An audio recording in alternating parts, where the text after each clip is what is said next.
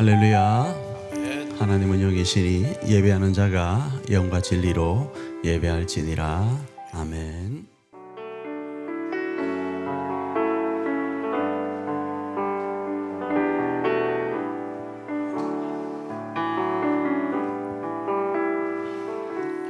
당신은 하나님의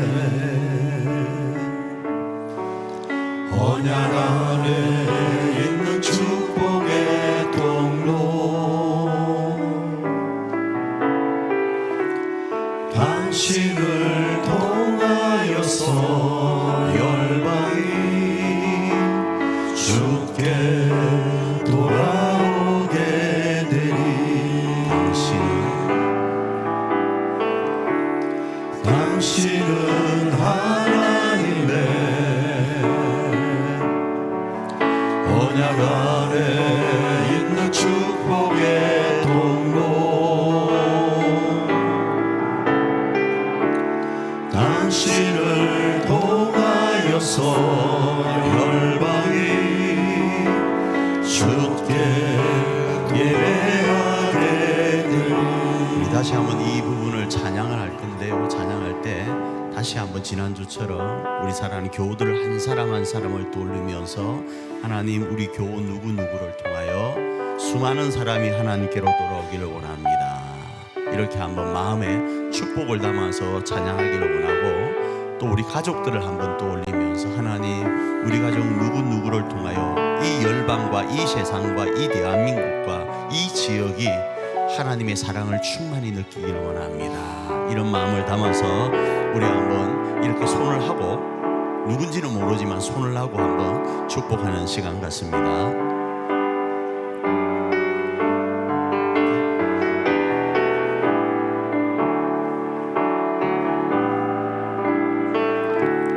당신은 하나님의 언약 안에 있는 축복의 통로,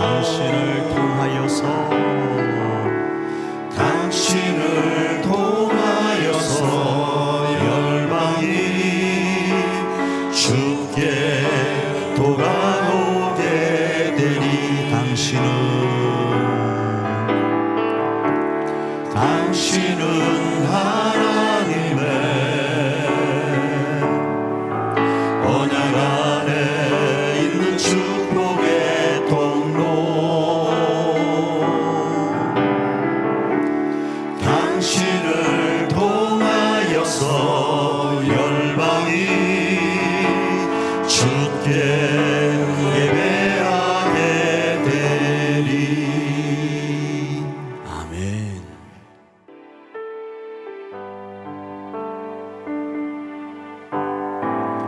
이 땅에 내 삶이 비록 버겁더라도 주님의 선하심 나 믿으며 가리. 이 작은 자동에 주가 이루어 가시니 감사로 사는 삶 나 살기 원하네. 내 삶의 시간 속에 주 일하시네. 내 모든 여정 속에 함께 하시네. 깊고도 크신 주의 영광을 나 보리라. 위대하신 주 나는 주님께 속한 자 되어 주의 나라 위에 전심으로 살리라. 주의 마음에 합한 자 되어 맡기신 소명 이루. 우리 처음부터 한 번 더 찬양할까요? 이 땅에 내 삶이 비록 버겁더라도 주 주님의 선하심 나 믿으며 가리. 이 작은 자통에 주가 이루어 가시니 감사로 사는 삶 나 살기 원하네. 내 삶의 시간 속에 주 일하시네. 내 모든 여정 속에 함께 하시네. 깊고도 크신 주 영광을 나보리라. 위대하신 주 나는 주님께 속한 자되어 주의 나라 위에 전심으로 살리라. 주의 마음에 합한 자되어 맡기신 소명 이룬 할렐루야. 나는 주님께 속한 자되어 주의 나라 위에 진심으로 살리라. 주의 마음에 합한 자되어 맡기신 소명이 다시 한번 고백합니다. 나는 주님께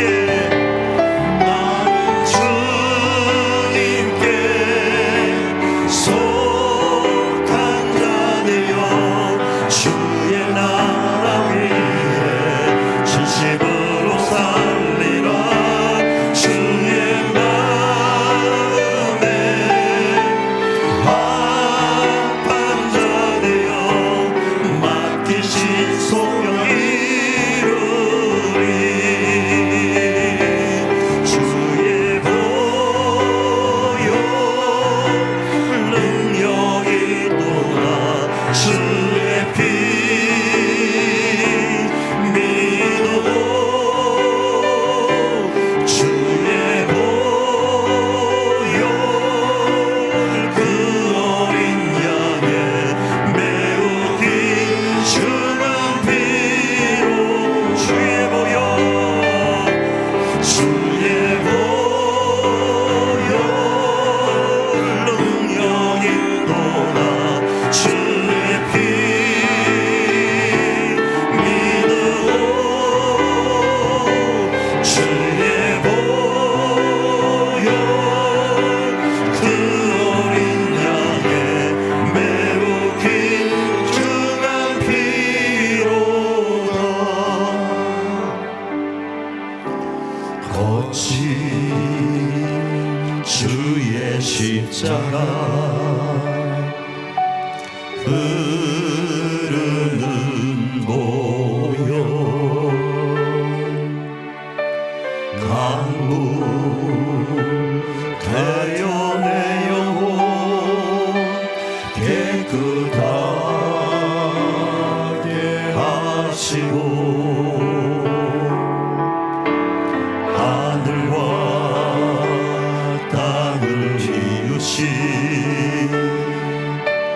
주님의 보혈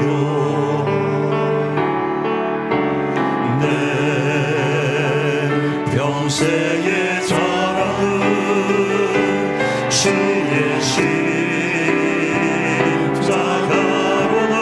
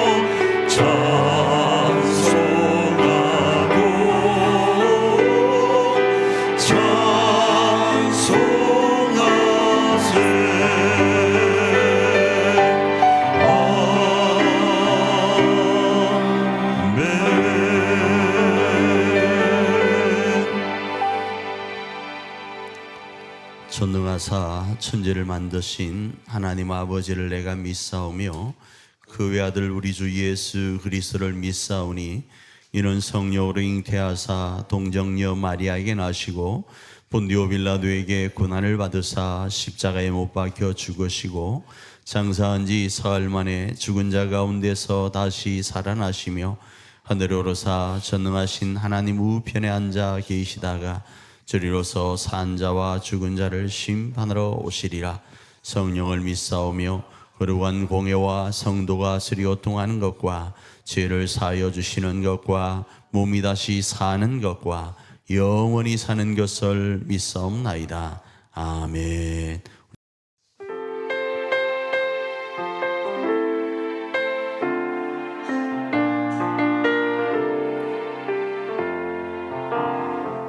주 안에 있는 나에게 난 근심이 있으랴. 십자가 밑에 나가 내 짐을 풀었네. 주님을 찬송하면서 할렐루야 할렐루야. 내 앞길 멀고 험해도 나 주님만 따라가리. 그 두려움이 변하여 내 기도 되었고 전날에 면하여 내 노래 3절입니다. 내 주는 자비하셔서 늘 함께 계시고 내 궁핍 밤을 아시고 늘 채워주시네. 주님을 찬송하면서 할렐루야 할렐루야. 내 앞길 멀고 험해도 나 주님만 따라가리. 내 주 앞에 들어온 양은 영불변하시니 그 날아가기까지는 늘 보호하시네. 주님을 찬송하면서 할렐루야 할렐루야. 내 앞길 멀고 험해도 나 주님만 따라가. 주님을 찬송하면서 할렐루야 할렐루야. 내 앞길 멀고 험해도 나 한 번 더 고백해 볼까요? 주님을 찬송하면서 할렐루야 할렐루야. 내 앞길 멀고 험해도 나 주님만 따라가리.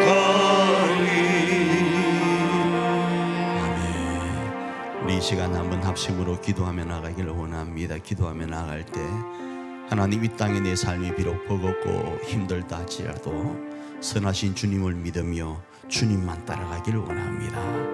그리고 하나님을 온전히 더 찬양하며 살아계신 하나님을 간증하기를 원합니다.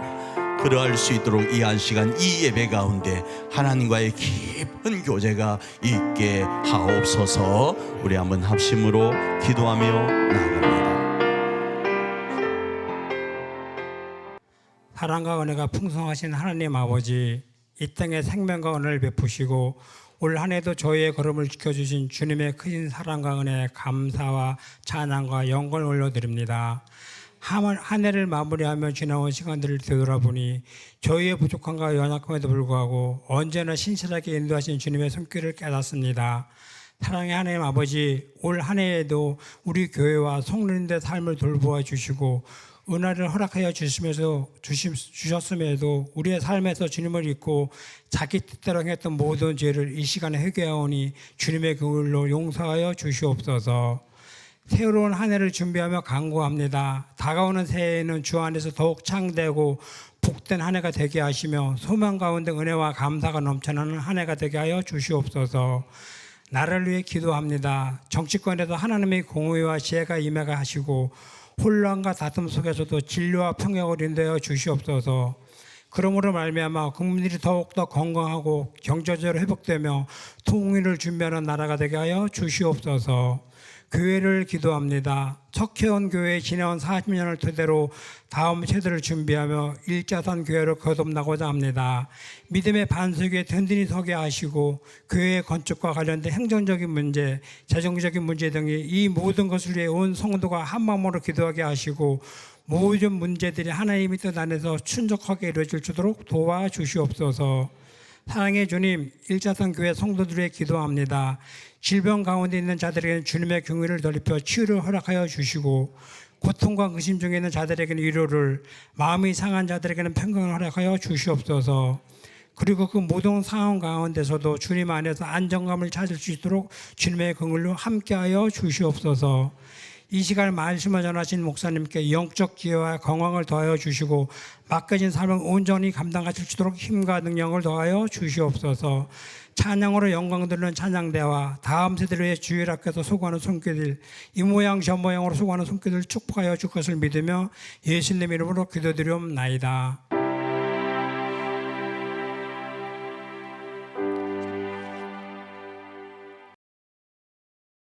자, 계속적으로 우리는 2024년 교회다움을 실천하는 공동체라는 사역표 아래서 하나님께서 누구를 부르셨죠? 아브라함요. 그 아브라함이 누구이다? 나예요. 너야 하면 안 됩니다. 나예요. 나를 부르시고 비전을 주셨어요. 어떤 비전을 주셨는가? 하나님의 소원인 하나님 나라를 세우는 비전을 주셨어요.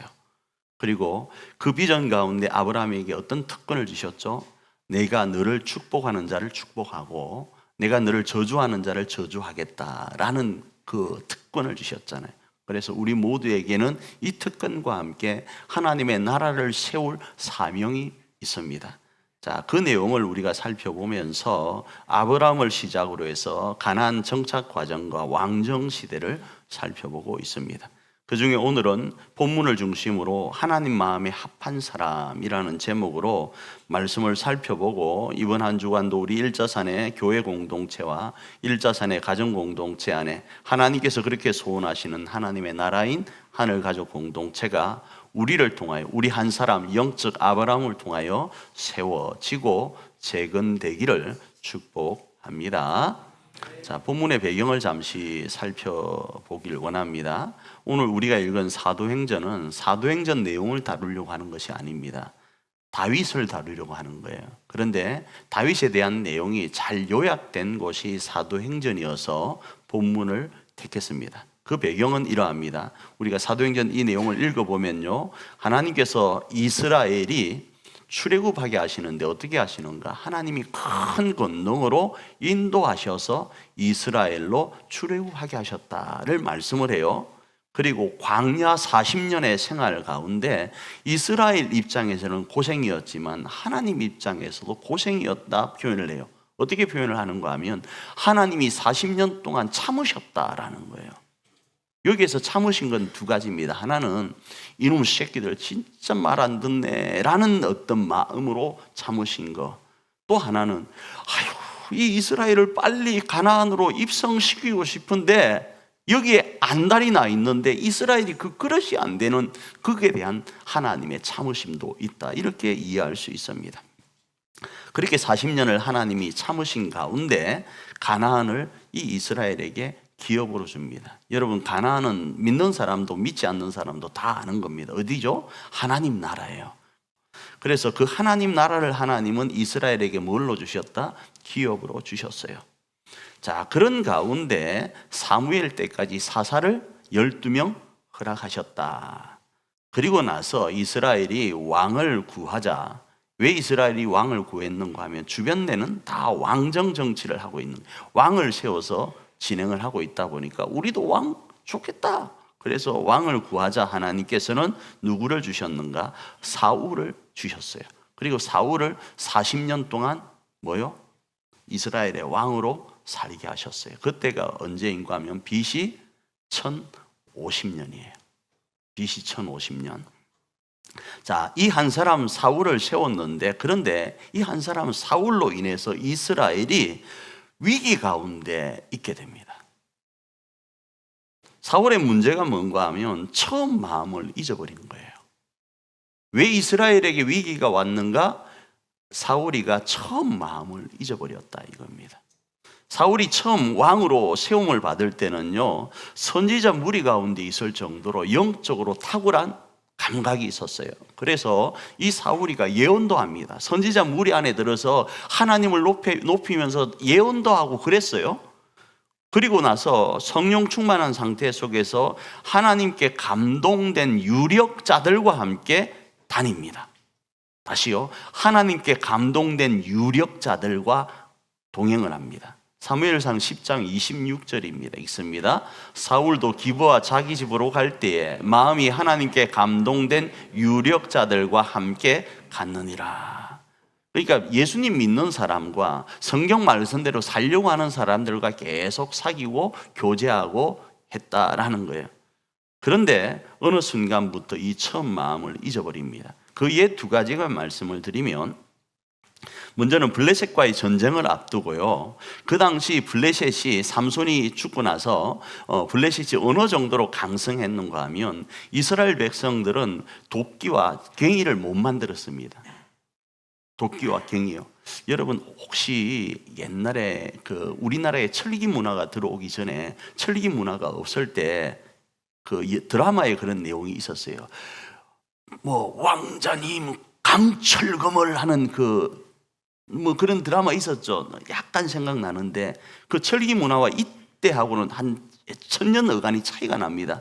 그런데 그 당시 이 동네에는 철기 문화가 있었는데, 철이 있으면 뭐합니까? 이걸 갈 만한 능력이 이스라엘에 없어서 블레셋에 가서 이 도끼날을 갈면, 도끼날 하나 세우는데 돈이 얼마인지 아세요? 3분의 1세겔이라고 성경은 이야기해요. 3분의 1세겔은 어떤가? 1세겔이 노동자 4일치 값이에요. 그러면 10만 원을 잡으면 3분의 1이니까 40만 원의 3분의 1 얼마죠? 이제 계산이 어렵죠. 10만 원 떼놓고 자, 어쨌든 한 번 도끼날 가는데 그 정도를 줘야 되는 거예요. 하루 일당 이상을 줘야 되는 일들이 있었습니다. 그때 이 말은 이스라엘에는 무기가 없었다라는 거예요. 그 무기가 없을 그때에 이스라엘과 블레셋이 싸우게 되었는데, 이 사울이가 어떤 실수를 하는가 하면, 사무엘이 와서 먼저 전쟁 가기 전에 하나님께 예배를 드려야 되는데 사울이가 좀 늦게 오는 거예요. 늦게 오자 이 사울이가 사무엘 대신 예배를 인도해 버립니다. 교만되었다라는 이야기예요. 사무엘상 13장 13절로 14절 앞부분까지 읽습니다. 시작. 사무엘이 사울에게 이르되 왕이 망령되이 행하였나이다. 왕이 왕의 하나님 여호와께서 왕에게 내리신 명령을 지키지 아니하였도다. 그리하였더라면 여호와께서 이스라엘 위에 왕의 나라를 영원히 세웠을 것이거늘 지금은 왕의 나라가 길지 못할 것이라. 충분히 이해합니다. 왜요? 일단은 사무엘이가 7일 정도 늦게 왔어요. 그러니 하나님께 예배하고 전쟁에 나가야 되는데 사무엘이가 늦게 오니까 자기가 이렇게 해야 되지 않을까라는 생각을 한 거예요. 그런데 하나님은 이걸 불순종으로 본 거예요. 교만으로 보았다 이겁니다. 두 번째로는, 조금 전에는 블레셋과의 전투였는데 이번에는 아말렉과의 전투에서 하나님께서 아말렉을 진멸하게 하십니다. 그리고 모든 것들을 없애라 라고 했는데 사울이가 승리하고 나서 보니까 양소들이 너무 탐나는 거예요. 그래서 핑계를 이렇게 댑니다.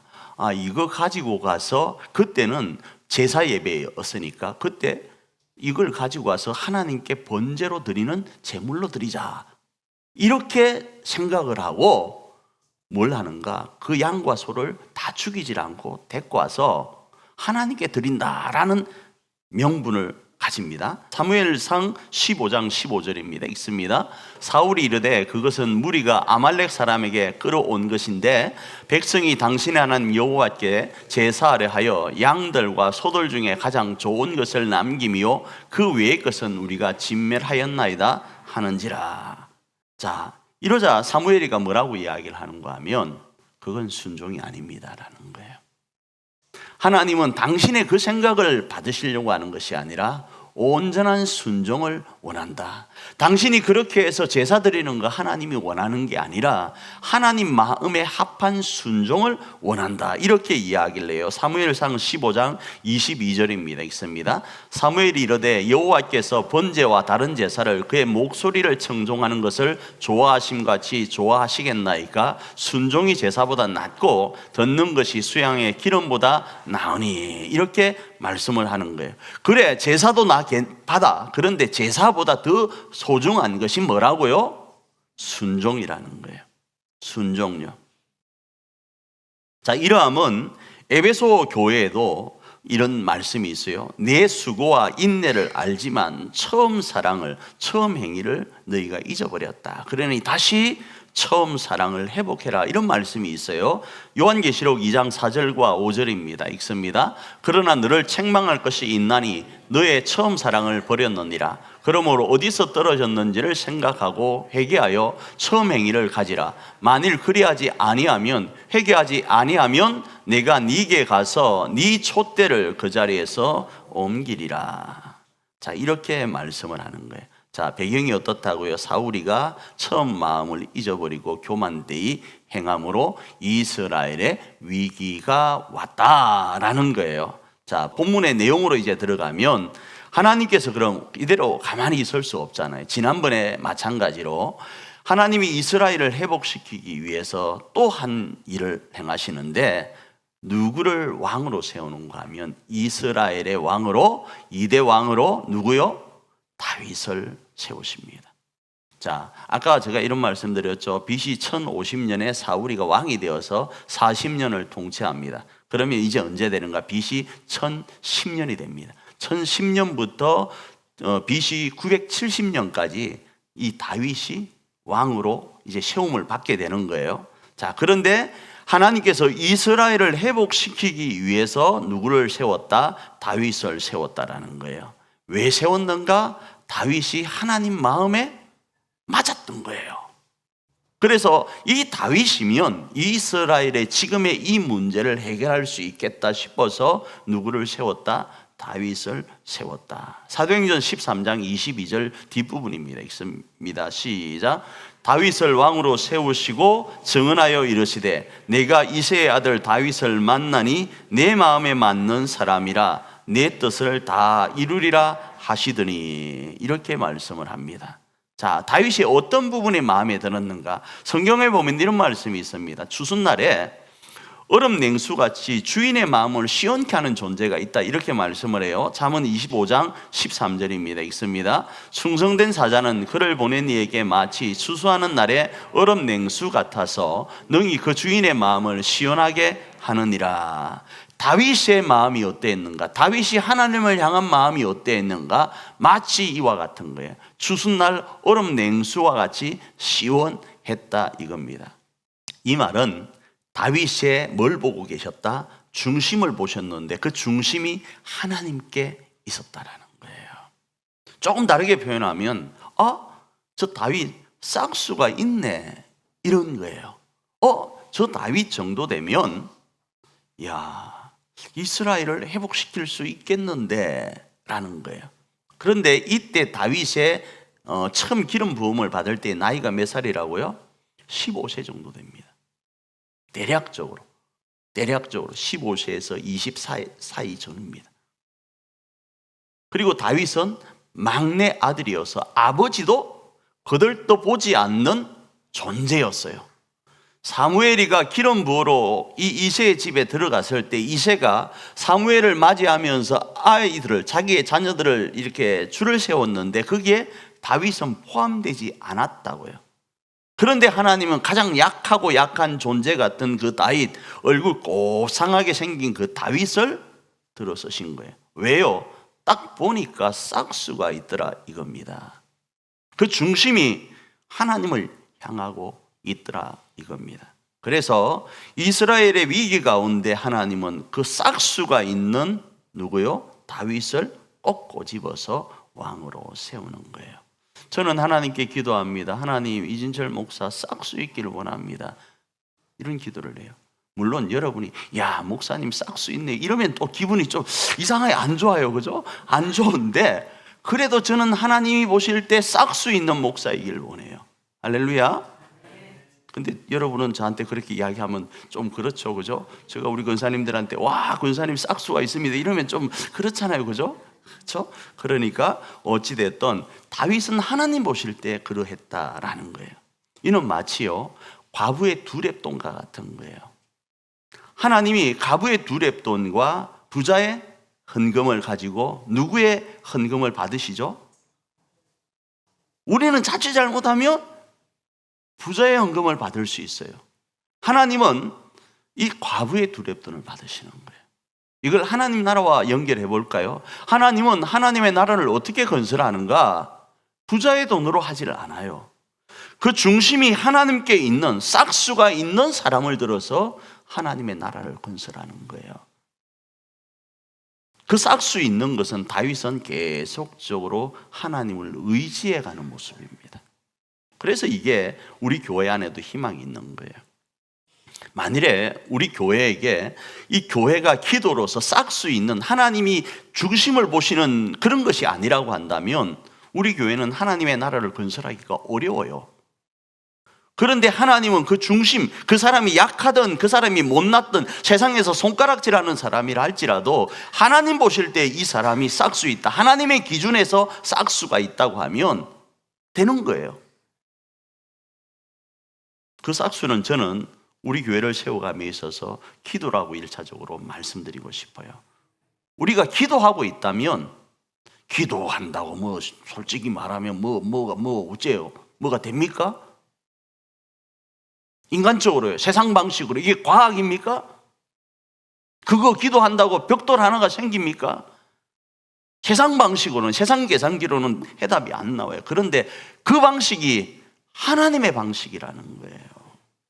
하나님은 사울에게 말씀하는 거예요. 너 방식으로 생각할 때 그래 제사 먼저 드리려고 사무엘이 안 와도 그냥 확 하면 그게 맞는 것 같지. 너 방식으로 소가 너무 좋아, 양이 너무 좋아, 그 좋은 것 중에 하나 빼서 하나님께 드리려고 한 거 그래 너 방식으로는 이해돼. 그런데 내 방식은 아니다 이겁니다. 하나님의 나라는 하나님의 방식으로 세워가야 되는 거예요. 그러니 우리에게 희망이 있는 거예요. 다윗처럼 연약한 우리라 할지라도 부모인 이새조차도 거들떠보지 않는 다윗이라 할지라도요. 혹자는 이런 이야기를 하죠. 다윗이 하나님 내가 죄 중에 출생하였다 이런 이야기를 써요. 성경을 보면 죄 중에 출생되었다라는 단어를 써요. 그 죄 중에 출생되었다를 주석하기를 다윗이 이새의 본부인의 소생이 아니다고 주석을 해요. 그래서 이 다윗이 이건 그냥 주석입니다. 성경은 그건 언급 없어요. 그런데 학자들이 주장하기를 그런데 그 다윗을 그래서 그 다윗을 이새가 열외시키고 있었던 거예요. 그런데 하나님은 그 다윗을 들어서 뭐 하신다? 이스라엘의 왕으로 세우시는 거예요. 왜요? 하나님을 향한 싹수가 있었기 때문에요. 그래서 가부의 두 렙돈도 그런 의미인 거예요.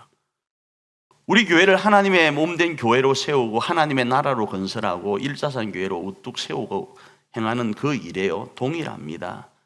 물론 건물적인 부분으로는 돈 많은 분이 오셔서 세워지면 좋겠죠. 그런데 그것보다 더 우선되는 건 하나님은 우리 마음을 받으시길 원하시는 거예요. 돈 아닙니다.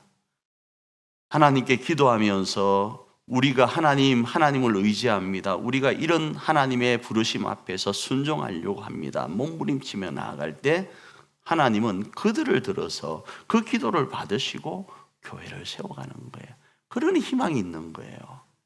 그러지 않으면 어떻게 합니까? 그것 때문에 목회를 하는 거예요. 자, 그럼 도대체 하나님의 그 마음이 뭔가 제가 조금 말씀을 드렸죠.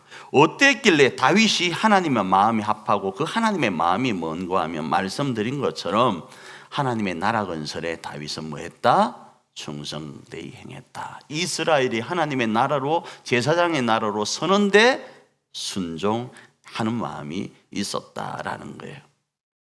우리 일자산 교회도 마찬가지라고요. 오늘 부르심을 받고 세우심 가운데 있는 이유가 여기 있습니다. 그런데 오늘 우리가 읽은 이 사도행전에 보니까 하나님께서 다윗을 마음에 합하게 여기시고 다윗을 통하여 하나님의 뜻을 다 이루시겠다 하시고 무슨 말씀을 하시는가 하면 예수 그리스도를 이야기를 하세요. 갑자기 예수 그리스도를 이야기하신다고요. 그래서 사도행전 13장 23절 읽고 말씀 잠시 나눕니다. 읽습니다. 하나님이 약속하신 대로 이 사람의 후손, 이 사람은 누군가 하면 다윗입니다. 이 사람의 후손에서 이스라엘을 위하여 구주를 세우셨으니 곧 예수라. 다윗이 어떤 일을 감당했는가? 결국 다윗의 순종으로 인해서 어떤 역사가 일어나는가? 예수 그리스도가 오셨다라는 거예요. 우리 교회도 마찬가지입니다. 하나님께서 다윗을 마음에 이렇게 두신 이유는 다윗이 그 하나님의 온전한 뜻인 예수 그리스도가 이 땅에 오셔서 하나님의 나라가 건설되는 통로가 되게 하셨다는 거예요. 오늘 우리 교회도 마찬가지라고. 우리 교회가 이 땅에 존재하는 이유가 뭔가 하면 우리 일자산 교회를 세워서 우리 교회가 이러다를 이야기하려고 하는 것이 아니라 예수 그리스도가 전달되도록 하는 데 있다 이겁니다. 예수의 생명 복음이 지역을 살리고 나라를 살리고 열방을 살릴 수 있도록 하는 데 있다 이겁니다. 우리는 그것에 통로에 불과한 거예요. 통로요. 그 통로가 오염되면 오염된 모습을 드러낼 거예요. 그런데 온전한 순종을 행하면 그 순종은요, 하나님의 그 온전한 예수 그리스도를 전하는 귀한 통로가 될 겁니다. 다윗이 그러했다 이겁니다. 이게 하나님 마음에 합한 누구요? 다윗의 모습이었습니다. 자, 그리할 때 그럼 보상적으로 다윗에게 어떤 걸 주시는가?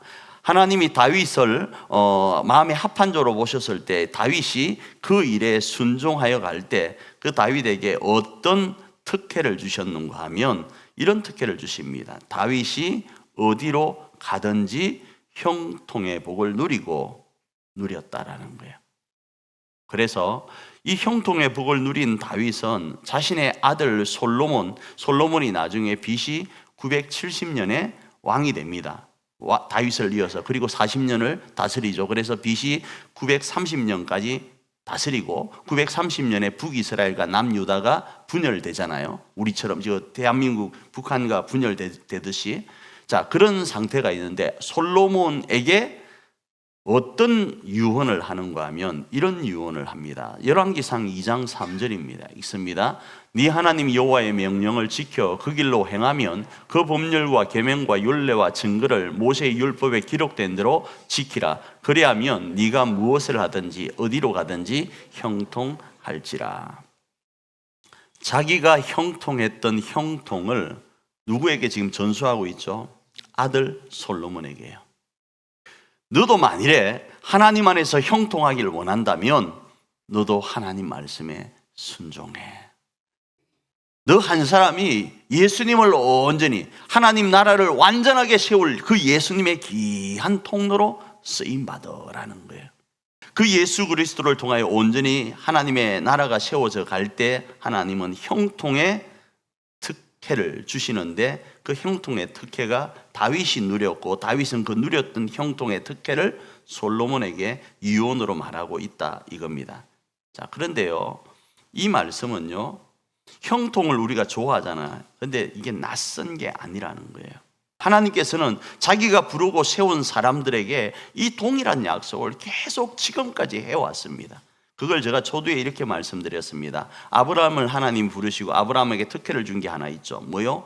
니를 축복하는 일을 내가 축복하고 니를 저주하는 일을 저주하겠다, 이런 이야기를 했잖아요. 그 특혜와 함께 하나님은 계속적으로 이 형통을 말씀하고 계셨어요. 그 내용 중에 두 사람만 살펴보면 여호수아입니다. 여호수아서 1장 7절입니다. 읽습니다. 시작. 오직 강하고 극히 담대하여 나의 종 모세가 네게 명령한 그 율법을 다 지켜 행하고 우로나 좌로나 치우치지 말라. 그리하면 어디로 가든지 형통하리라. 이렇게 말씀을 합니다. 이때가 언제인가? BC 1406년경이에요. 대략적으로 BC 1406년경에 지금 이 이야기를 한다고요. 동일하게 형통에 대한 이야기. 다윗에게만 적용되는 게 아니라고요. 심지어요, 야곱에게도, 우리가 잘 아는 야곱이 있죠. 창세기 28장 15절입니다. 읽습니다. 내가 너와 함께 있어 네가 어디로 가든지 너를 지키며 너를 이끌어 이 땅으로 돌아오게 할지라. 내가 네게 허락한 것을 다 이루기까지 너를 떠나지 아니하리라 하신지라 하면서 형통에 대한 이야기를 계속하고 있어요. 제가 오늘 왜 이 말씀을 드리는가? 하나님께서는 이스라엘이 위기 가운데 있을 때 한 사람 다윗을 세워서 이스라엘을 회복시켜 갑니다. 어떻게 할 때 다윗이 하나님 앞에 부름을 받게 되는가? 하나님 마음에 합한 자였다, 싹수가 있었다라는 거예요. 우리 교회에 이걸 적용하면 우리 교회가 온전히 회복되어서 이 땅에 정말로 교회다움을 실천하는 교회가 되기를 원하는가? 그러면 우리 교회, 우리 한 사람 한 사람이 어떠하면 된다? 하나님 마음에 합하면 돼요. 물질 아닙니다. 우리 중심이 하나님 보실 때, 시퍼렇게 살아계신 그 하나님이 내 중심을 보실 때 내가 정말로 하나님 보시기에 합한가? 그러면 하나님은 그 사람을 통해서 흔들리는 교회를 세우는 거예요. 흔들리는 가정을 세우는 거예요. 그리고 그렇게 하나님 마음에 합한 자에게는 특혜를 주시는데 어디로 가든지 형통하게 하신다라는 거예요. 그리고 그 형통하는 모습 속에 예수가 드러나게 합니다.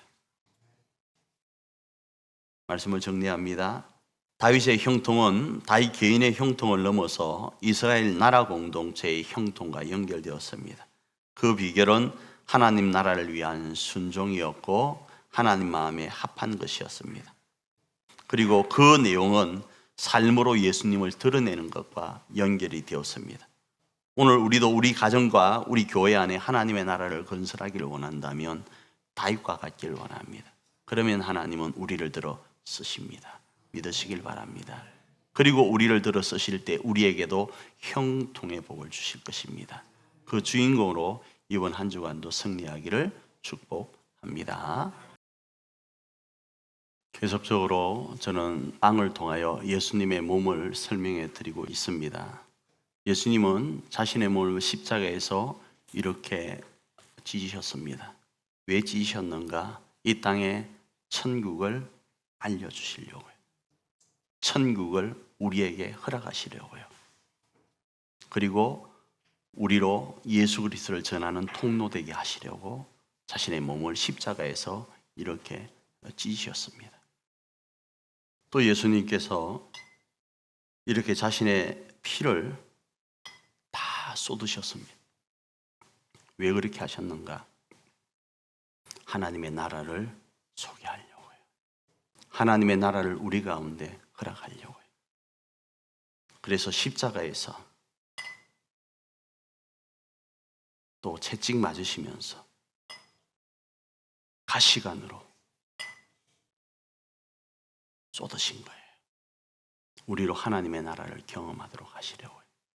그리고 이어서 말씀합니다. 이를 기념하라고요. 너희도 그리스도인 나를 닮아서 그리스도인으로 이 삶을 살아서 가정과 교회 안에 하나님의 나라를 세워가라고요. 자비하시고 좋으신 아버지 하나님, 이 시간 주의 살과 주의 피를 기념하려고 합니다.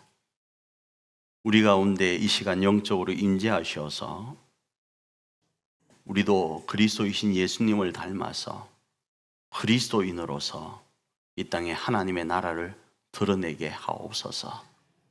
우리 걸음 하나하나, 말 한마디 한마디, 손길 하나하나가 예수 그리스도를 드러내는 역사 가운데 있기를 원합니다. 우리 교회가 지역과 나라와 열방 속에 우리 가정의 모든 사람들이 주변 사람들 앞에 예수가 그리스도라는 사실을 드러내기를 원합니다. 이 일을 이 한 시간 기념하고 기억하고 행하여 나가기를 원하오니 이 한 시간 영적으로 우리 가운데 임재하셔서 이번 한 달도 12월도 그리스도인으로 승리하게 하옵소서. 예수님 귀하신 이름으로 기도합니다. 아멘.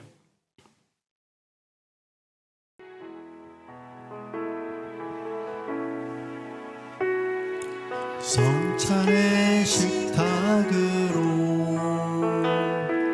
주님이 초대하네. 어떤 차별도 없이 누구나 오라 하시네.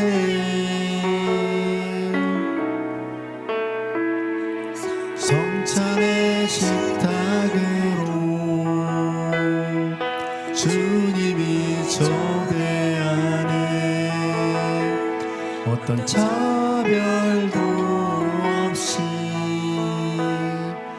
누구나 오라 하시네.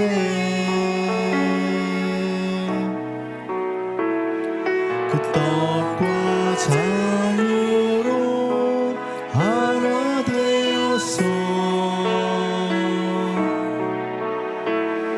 그 몸과 보혈로 한 몸 되어서 함께 먹고 또 함께 마시며 주 안에 함께 살자. 서로 섬겨 필요를 채우고 그 나라 함께 가자. 함께 가자.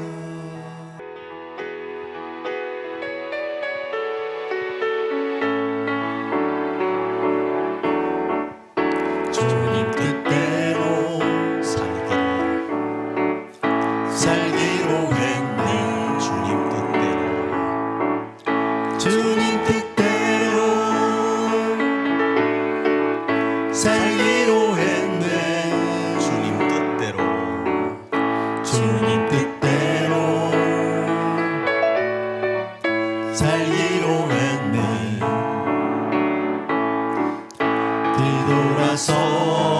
뒤돌아서지 않겠네. 이 세상 사람 날 몰라줘도 날 몰라줘도 이 세상 사람 이 세상 사람 날 몰라줘도 이 세상 이 세상 사람 날 몰라줘도 뒤돌아서지 뒤돌아서지 않겠네. 뒤돌아서지 뒤돌아서지 않겠네.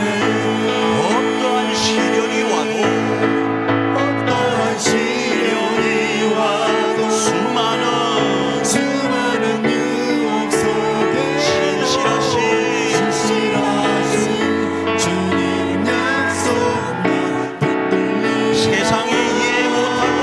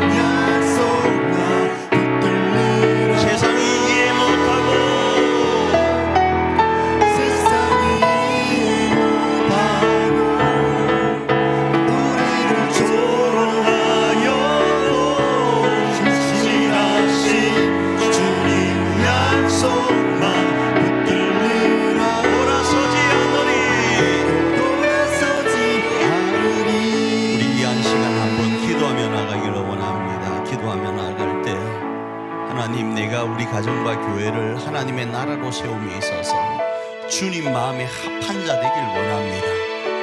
이 일에 결코 돌아서지 않길 원합니다. 이 결단 아버지 하나님 변개하지 않길 원합니다. 하나님 그럴 수 있는 은혜 가운데로 나를 인도하시고 그렇게 그 길을 걸었더니 우리 교회와 우리 가정이 우리 한 사람 한 사람이 형통의 복을 다윗처럼 누리길 원합니다. 그 주인공이 우리가 되길 원합니다. 그 은혜로 함께하여 주옵소서. 우리 한번 합심으로 기도하며 나갑니다.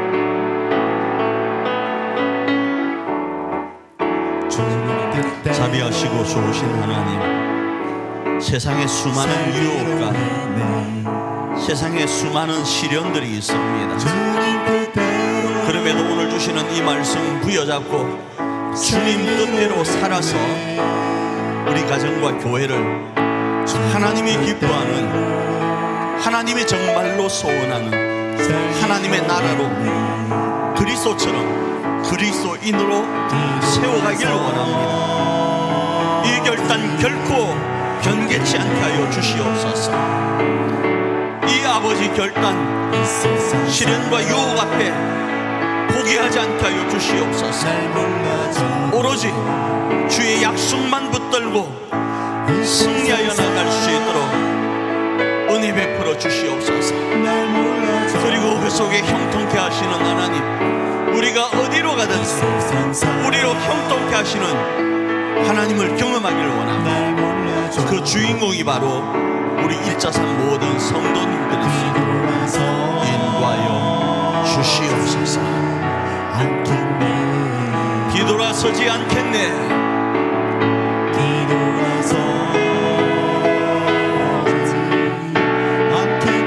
어떠한 시련이 와도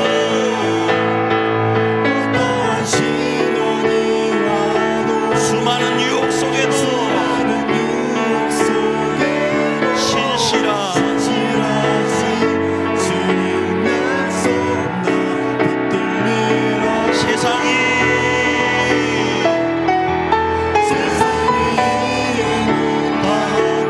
우리를 조롱해도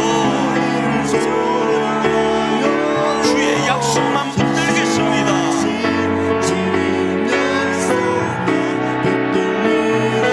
돌아서지 않으리.